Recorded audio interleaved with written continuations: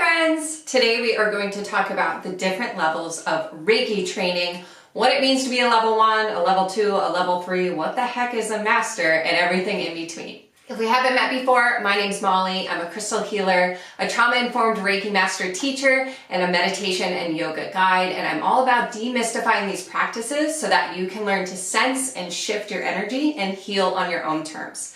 So if that's something you're into, go ahead and hit that subscribe button and let's jump right in. So right off the bat, every Reiki master is going to teach Reiki a little bit differently, and there are lots of different styles of Reiki training out on the market now. The one that I was taught was the Usui traditional method of Reiki healing, so that is the perspective that I am coming from. There's also like Kundalini Reiki, Holy Fire Reiki, there's lots of other Reikis in between. This is the one that I know. This is the traditional practice that has been passed down since the 1920s, and so that's the one we're going to talk about today. There are 3 levels of Reiki training in the traditional method, level 1, 2, and 3. Each one comes with their own attunement, which is basically like turning the radio dial in your energy field to a specific frequency. Each one will open you up to more Reiki energy to flow through you, and each one you will learn a different specific skill. Each Reiki master is going to have their own different spin on how they teach Reiki, but these are the basics that all Reiki training should have for each level. The way I like to describe the different levels of Reiki are like looking through a window to your true path. So on the other side of the window is like your destiny, your heart's purpose, your calling, the thing that lights you up. But that window is kind of dirty. So level 1, I think of it as just kind of like fogging up the window and then rubbing it with your elbow. Like you can kind of see through it, but it's still pretty smudgy. Level 2 to me is like taking a bottle of Windex, spraying it down and wiping it off. Number 3, I think of as taking a squeegee and really cleaning both sides of the window. And then the master level I think of as opening the window and stepping onto that path. That's a metaphor that I tend to use in my trainings to help give people a little bit of perspective of what is the intention behind each of these. Level 1. The major theme in the first level of Reiki is healer, heal thyself. It is all about you and your healing. The intention behind healing yourself in Reiki is because this is universal energy. It affects all of us and it is all around us. When you are doing a Reiki treatment on someone else, that Reiki energy is flowing through you as well. So if you are really misaligned or out of balance or needing that Reiki energy and you're treating someone else, that Reiki energy is going to come into you and kind of absorb into your system before it goes to the next person.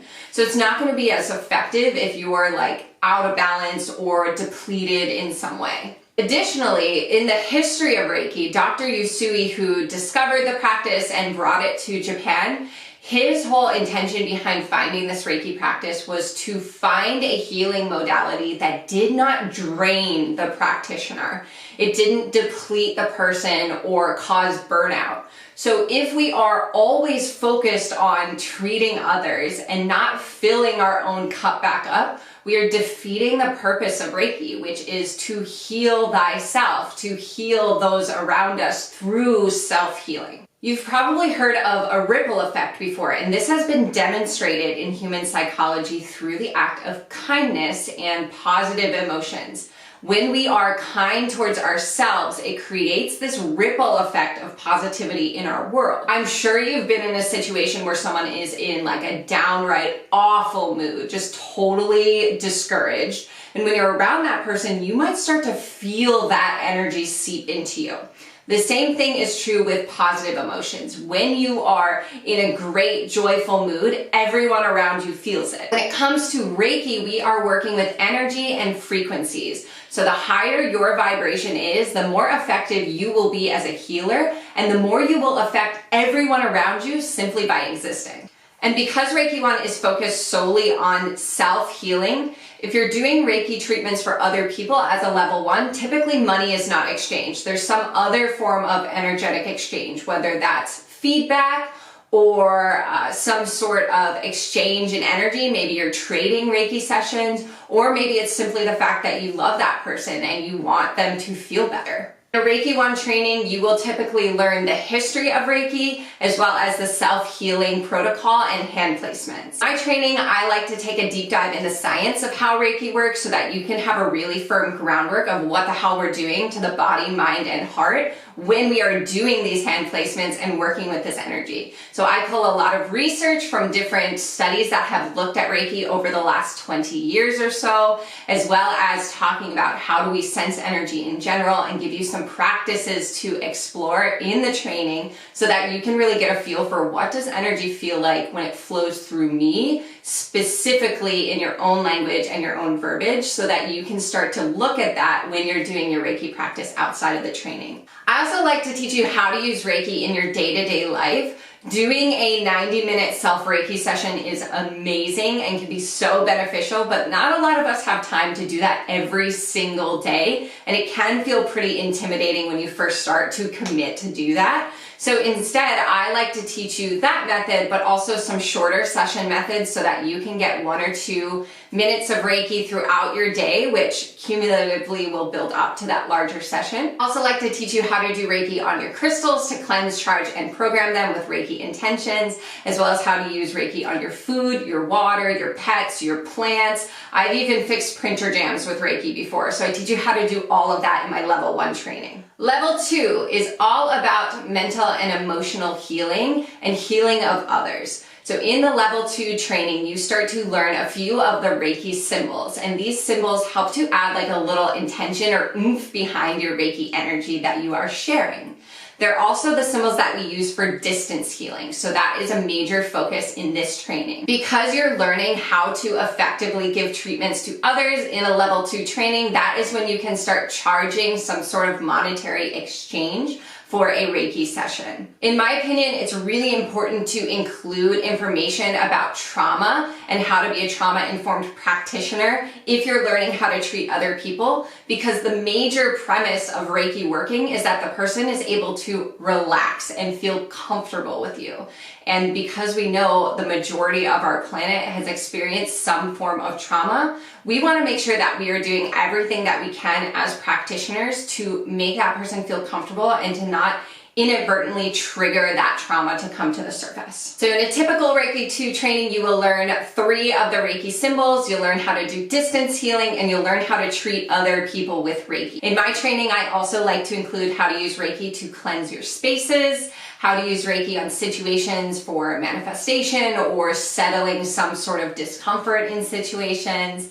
I also like to include the science of symbols. So how do these symbols actually work? And not in like the mumbo jumbo woo woo way, but in like the tangible psychological effect that these symbols have on us when we use them. I also include practice around how to ask for energetic permission so that you can ensure you are getting consent from the person you're working on, even if you can't physically talk to them. And I include a lot of information about how to be a trauma-informed practitioner of Reiki so that you can make sure that you are not inadvertently causing harm to someone who may have experienced trauma in their life. Level 3 is the final level in the traditional Reiki method. This is the spiritual healing level. This is where you learn how to attune other people and open them up to Reiki energy. To do that, you learn 2 more symbols. In my training, I also like to teach you about some best practices if you're doing Reiki often, like ergonomics. How do you not hurt your physical body, and how do you allow for a generous flow of energy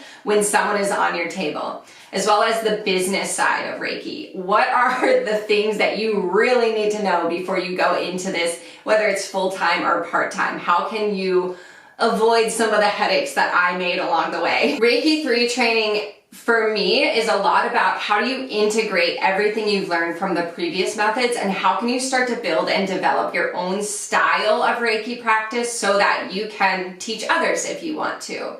So I treat my Reiki 3 training a lot like a mini mentorship, because everyone who comes to that training is coming from a different background, whether it's someone who just learned Reiki 1 and 2 this year, or if they've been practicing for decades. I want to meet people where they're at. So sometimes that journey takes us down the road of just kind of having a Q&A and talking through like, how do you build a business around this? Sometimes it's more around the spiritual side of things. How can we sense energy? What does that energy feel like? How can we best direct this energy for healing? Sometimes my Reiki 3s want to learn more about energetic maps of the body. So we'll talk more about the chakras or the meridians or other energetic maps that they may want to explore in their practice. Sometimes my folks, all they want to talk about is crystals and using crystals and Reiki. So that's what we explore. One of my favorite parts about teaching Reiki is the conversations that come out of every single class is totally different from the next class. Sometimes it's a question that, yeah, I had that question when I started too.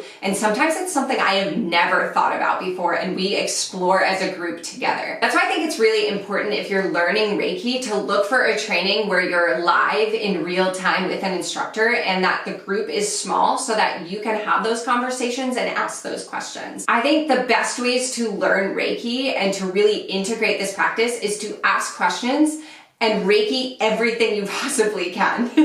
I tell all of my trainees, Reiki your face off. Do Reiki on yourself, do Reiki on your food, do Reiki on your water, do Reiki on your plants, do Reiki on your laptop, do Reiki on freaking everything you can, as often as you can, and drop your expectations of what you think Reiki should feel like or look like or do, and instead just lean into the curiosity and trust that Reiki is working in exactly the way it needs to. Now at this point, you're probably wondering, how do you become a Reiki master? If there's 3 levels of training, what is that differentiation? The difference between a Reiki 3 and a Reiki master is the attunement.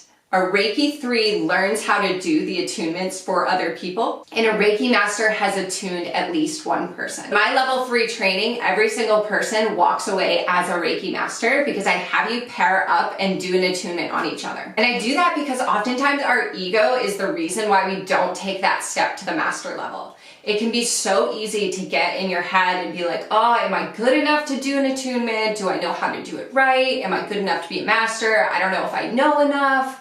Or like, who am I going to do an attunement on? Are they going to think I'm a wackadoo if I ask them? So just ripping that Band-Aid off is the best way I've found to get people to kind of step over that bridge. Now, does that mean that all of my Reiki masters go on to teach Reiki? No, absolutely not. Some of them don't even practice Reiki on other people, but they want to learn it for themselves and use it for their own healing. That's really what Reiki is all about for me. If you made it this far in the video, thank you so much for watching. If you are interested in joining a Reiki training with me, I will leave a link to my waitlist below. I do about 7 Reiki trainings a year, so you'll want to get on that waitlist so that you can be the first to find out. I do keep the groups pretty small, so my waitlist is the first group to know when I have a training coming up. If you have any questions about Reiki, go ahead and drop them in the comments, and if you haven't subscribed yet, go ahead and hit that red button. And I'll talk to you soon. Bye! To your heart, the thing that lights you up, oh God, wow.